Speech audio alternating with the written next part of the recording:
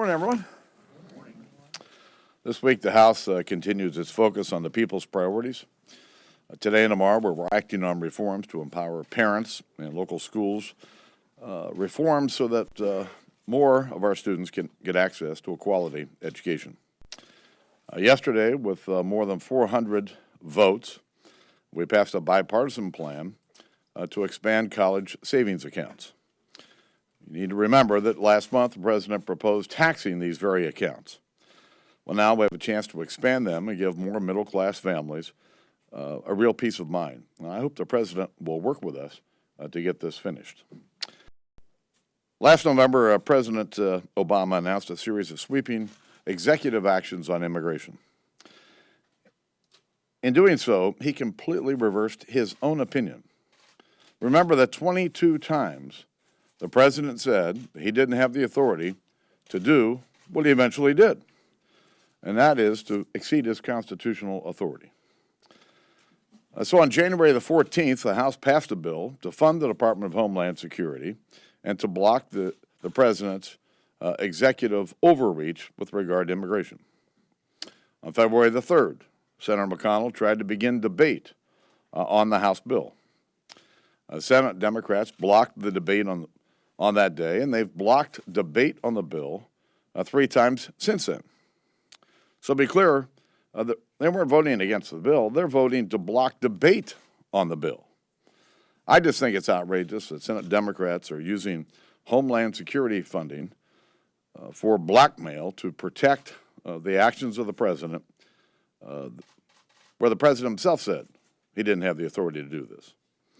Yesterday, the White House press secretary said that this is a fight amongst Republicans. It is not a fight amongst Republicans.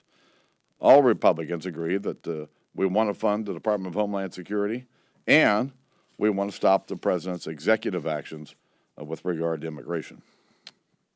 Meanwhile, President Obama told a left-wing blog that he opposes Senate filibusters. But he sat there like a bump on a log watching Senate Democrats filibuster the debate on this bill. So we're waiting to see what the Senate can or can't do, and then we'll make decisions about how we're going to proceed. Finally, the President's National Security Advisor says it's destructive for the Prime Minister of Israel to address the United States Congress next week. I couldn't disagree more. The American people and both parties in Congress have always stood with Israel. Nothing and no one should get in the way of that. But what is destructive, in my view, is making a bad deal that paves the way for a nuclear Iran. That's destructive, and that's why it's so important for the American people to hear what Prime Minister Netanyahu has to say about the grave threats that we're facing. So I'm glad the Prime Minister is coming, and I'm glad that most of my colleagues, Democrats and Republicans, will be there to hear what he has to say. Mr. Speaker, this is a two-part question. Does a final DHS bill have to have some semblance of the immigration reform executive order blockades that you've erected in here? And number two, if it isn't in there the way it is now, in the final version, what is acceptable? What sort of other type of immigration language would be acceptable to your Congress? I just said the House passed a bill 6 weeks ago. It's time for the Senate to do their work. But that's saying that there's no other change in this. That's that way or the highway. I don't know what the Senate can produce or what they can't produce. If they produce something, we'll decide what we're going to do after we see it. Mr. Speaker, though, at this point, you do know what the Senate's going to produce. Mitch McConnell and Harry Reid have said that they're going to vote on a clean bill. So when they do that, will you be able to persuade your conference, and are you willing to use Democratic votes to get that clean bill passed? Well, when I see what the Senate actually passes, then I'll know. Let's ask you more of a philosophical question. The Senate Majority Leader clearly agrees with you on principle, but he's doing what he needs to do, he thinks, to get the Department of Homeland Security passed, funded. You're a legislator at heart. You're a compromiser at heart. Is it hard for you to hold the line because of the way or it's not hard at all. It's not hard at all.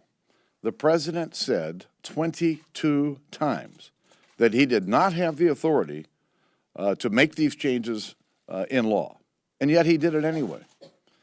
The Congress of the United States cannot look the other way and act like it didn't happen. The courts aren't looking the other way. This is a violation of our Constitution.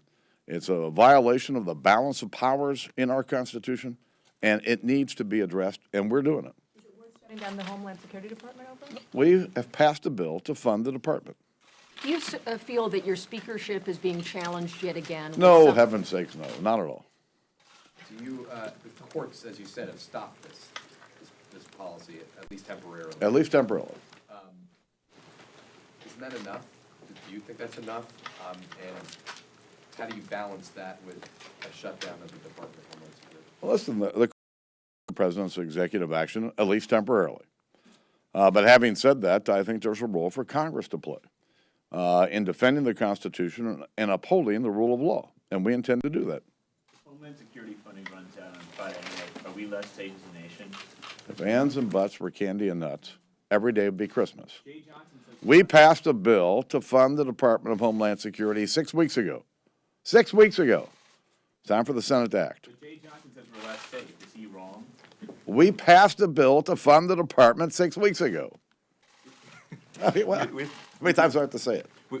With respect, Mr. Speaker, that your answers about what you're going to do are the same as yesterday. Can Mitch McConnell has said exactly what he's going to do. You know exactly what you're going to get. It's going to be a clean DHS funding bill. You're going to put it on the floor? Are you going to kill it? Are you going to let him vote on it? Have you even had this discussion? When we make decisions, I'll let you know. What does that mean? Is a continuing resolution tied? That was just a kiss. That's all. Several. Is a continuing resolution tied to the courts a likely outcome, an acceptable outcome? Listen, the House has done its work. And when the Senate does its work, we'll let you know how we're going to proceed. Paul. Describe your relationship with McConnell. The Senate Majority Leader and I have had a long relationship, and especially over the last 8 years, 7, 8 years, we've had a very close working relationship. But, you know, he has his challenges, and I have mine, and we have two different institutions that don't have the same body temperature every day. And so, you know, we tend to try to work to narrow the differences. But sometimes there are differences. You know, the House by nature and by design is a hell of a lot more rambunctious place than the Senate. Much more. All right, we'll see you all. Thanks.